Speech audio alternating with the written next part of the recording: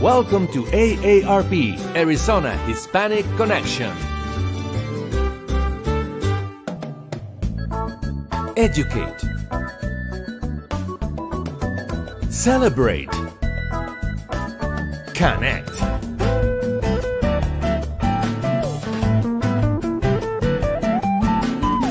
Arizona Hispanic Connection. Welcome to Arizona Barrio Stories, Latino USA TV. Welcome to another segment with AARP, Arizona Hispanic Connection with David Parra Luna. He always has nuggets for us, and I mean good nuggets. Nuggets that help guide us through, I won't say old age, but through our second phase of life. Welcome, David. Thank you, Irma. Thank you. I am glad that we can have these conversations. Life has stages, right? And some of us might be getting ready to enter another stage. Let me just say this phrase. As I was listening you introduce the show, I wanted the thought was coming to my mind, blessed are those that have a pension because they may be going away, or they are going away, So we're going to talk about pensions, and pension is a big deal, and it's a very, very important topic. Pensions are part of, or one of, hopefully several incomes, right? Income sources that we are going to have in retirement, so they're very important. One thing I've said before, if you fail to plan, or how does it go? If you fail to plan, you plan to fail. That's right. So it's good that these nuggets are here to help us. Yeah. Pensions. We could say that pensions, they have several aspects. One, obviously, is the public pensions, meaning government, and then the private, primarily from corporations.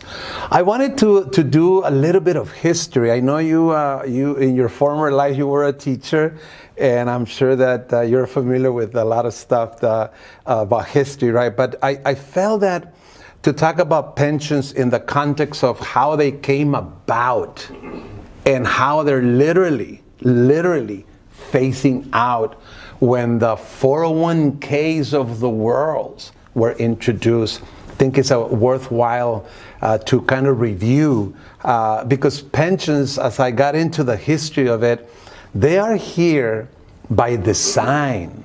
And even the concept of retirement was designed. It didn't just happen. It used to be, when life evolved around agriculture, you had the extended family. You literally worked until you couldn't work anymore. There was no such thing as dreaming about a time where you could just do nothing and get money, right? So you would just work until you couldn't, you stay with the extended family, they would take care of you, and then you went to, literally you would die. That's kind of like how life was viewed in the past. But then at some point in history, the concept of pensions and retirement, and then they even built the concept around, shall we say, retirement communities like Florida. The golf courses exploded, the TV shows, the movies, and it was just like an explosion of in an attempt to make retirement something to look forward to kind of entice people to retire. And so it was by design. So let's kind of review, if you don't mind, some of the history component of pensions, if you don't mind. So when did they start? Well, we can literally go to the Roman Empire, because typically when people fought wars, there's always people that are wounded, and they need care. And they used to, even in those times, give some form of pensions to take care of the wounded warrior soldiers, right? And now in this country, as we know, by the 1600s, you see people coming from Europe. We all picture the 13 colonies, and now look what has happened to the U.S. It's a huge, powerful country. But it didn't start that way, right? It started very slow. And by the 1600s, elementary schools start to be built, colleges in Massachusetts. There's a lot of things that happen in Massachusetts. Of course, one of the 13 colonies, right? 1965 was a hospital in Pennsylvania.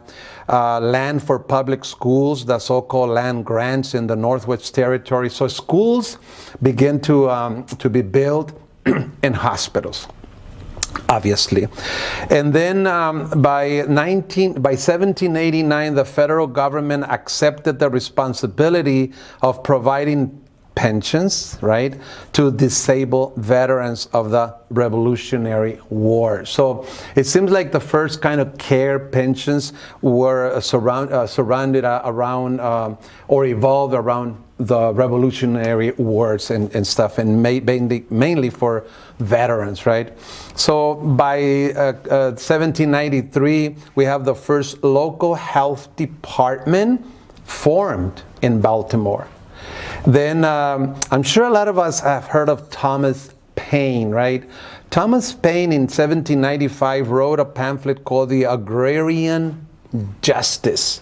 And in there, he proposed a social insurance programs for the nations of Europe and potentially for the young American Republic. So even by 1795, you already see this movement, if you will, towards considering, developing a system for pensions.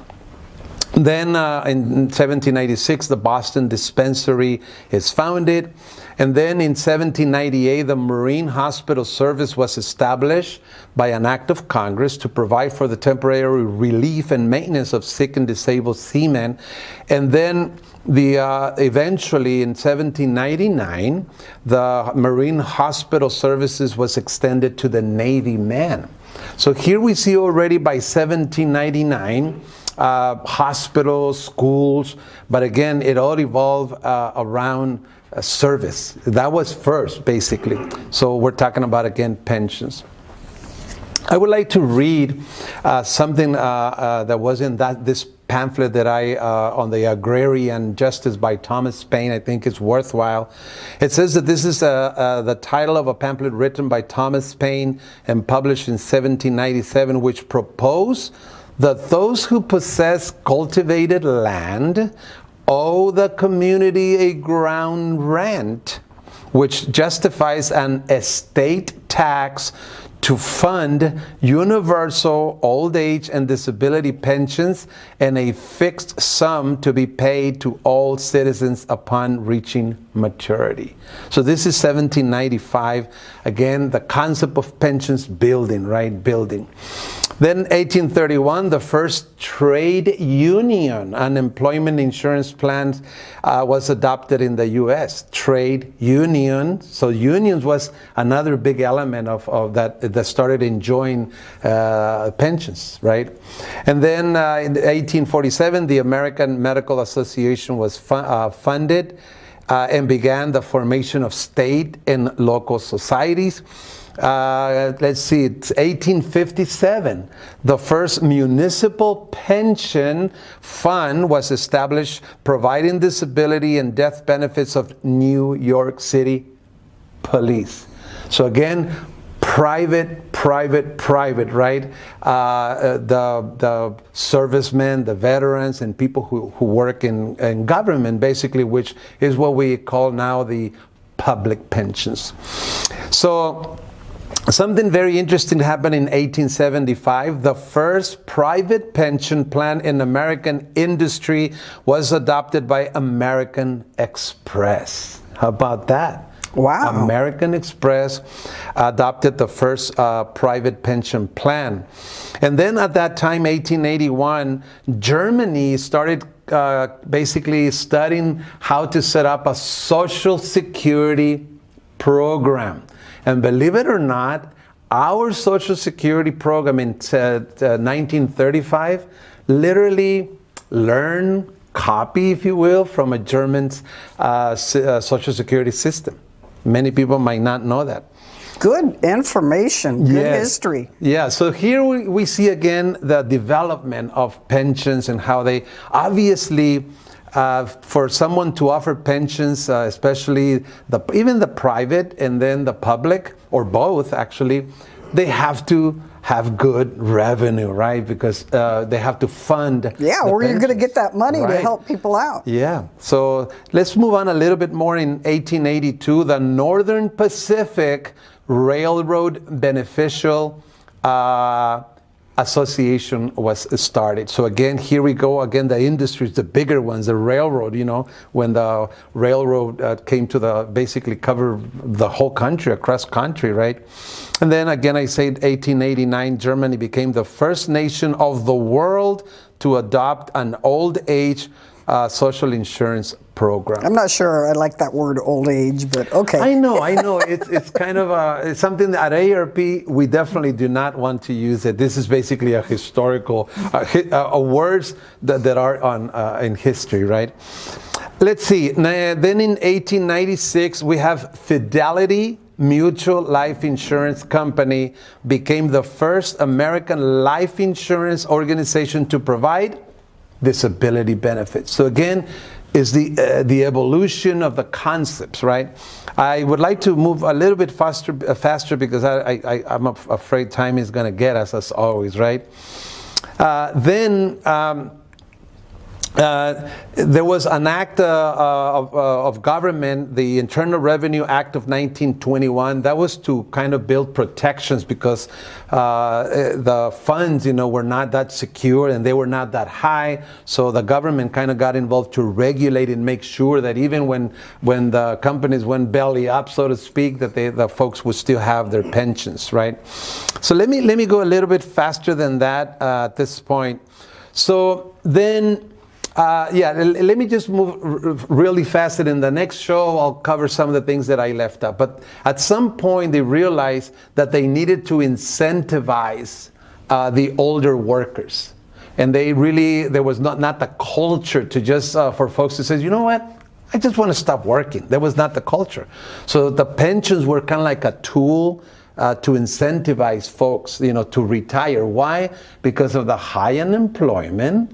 And then the youth, they got ready to enter the workforce and there was unemployment. So a way for them that they saw was, you know what, how can we help entice the older workers to leave the workforce, to leave room for the younger generations to come in? That was the thought process when they continued to work on pensions.